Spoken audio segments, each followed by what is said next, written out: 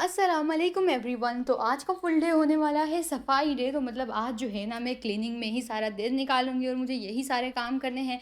तो सबसे पहले जो मैंने शुरुआत की वो मैंने की इस डिवाइडर से। तो मतलब यहाँ एक इस तरह का ज़िलज़िला आया हुआ है कि ये जो मेरी समझ से भी बाहर है। मतलब इतनी गंदगी और इस बुरे तरीके से चीज़ों को फैलाया हुआ है जिसका कोई हाल ही नहीं। मतलब हर चीज़ जगह से बिखरी हुई। तो सबसे पहले जो मैंने शुरुआत की सफाई की वो मैंने इसी डिवाइडर से ही की। इसे साफ़ किया, सभी चीज़ों को सेट किया और ये परफ्यूम आधे से ज़्यादा यहाँ से गायब थे। सभी को ढूँढ-ढूँढ के वापस उनकी जगह पे लाई। ये बिस्किट, कॉफ़ी, चॉकलेट सभी चीज़ें और ये जो फेस वॉश है ये तो रख के मैं यहाँ भूल ही गई थी। मुझे याद भी नहीं था कि ये फेस वॉश भी एक्ज़िस्ट करता है मेरे पास। तो ख़ैर बस इसे भी मैंने वापस रखा इसकी जगह पे ताकि ये नज़र में रहे और मैं इसे यूज़ कर लूँ।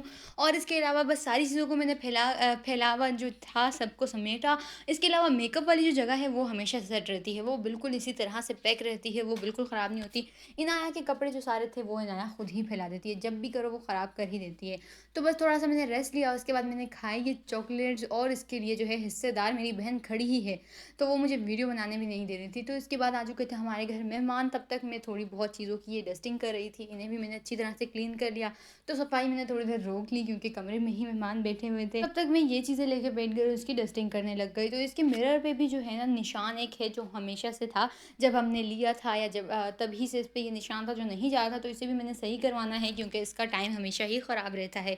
तो इसे सही करवाना था क्योंकि इसकी मशीन ख़राब है, वरना बैटरी तो हमने काफ़ी बार चेंज की है। उसके बाद मैं चली गई ऊपर और ऊपर हमें धोने थे बहुत सारे कपड़े। तो तकरीबन ये 1 मंथ के कपड़े हैं जो हमें धोने थे और साथ ही हमें धोना था ये कालीन भी। तो इस पे हमने टब ही रख दिए ताकि ये जब तक भीगता रहे, गीला होता रहे और धुलता रहे, फिर उसके बाद हम इसे बाद में अच्छे से वॉश करेंगे। तो कपड़े जो है ना बहुत ज़्यादा है और मशीन भी हमने लगाई है 2 कि जल्दी-जल्दी से ये कपड़े धुले और हमारी जान छूटे।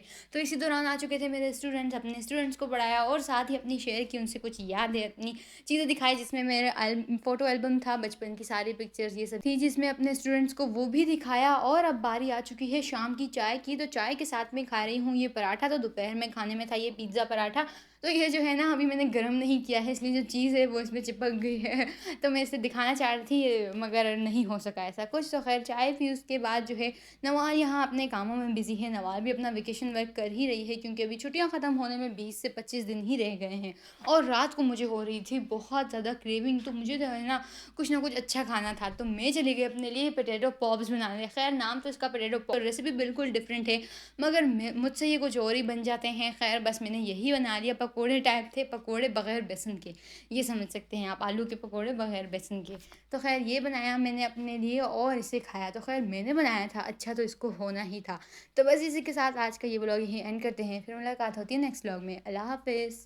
So many dreams, yeah, in my life. I dream a lot of things.